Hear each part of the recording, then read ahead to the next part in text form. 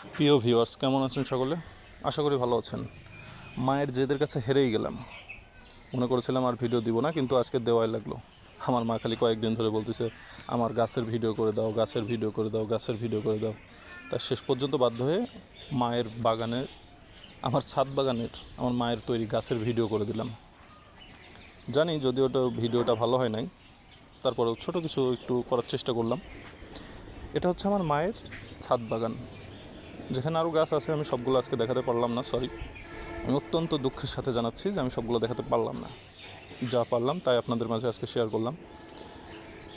এই গাছগুলো শুধু না, আরও আছে। এখানে আমার মা আরও করতেছে, গাছগুলো বিক্রি করবে। গাছ না, কলম।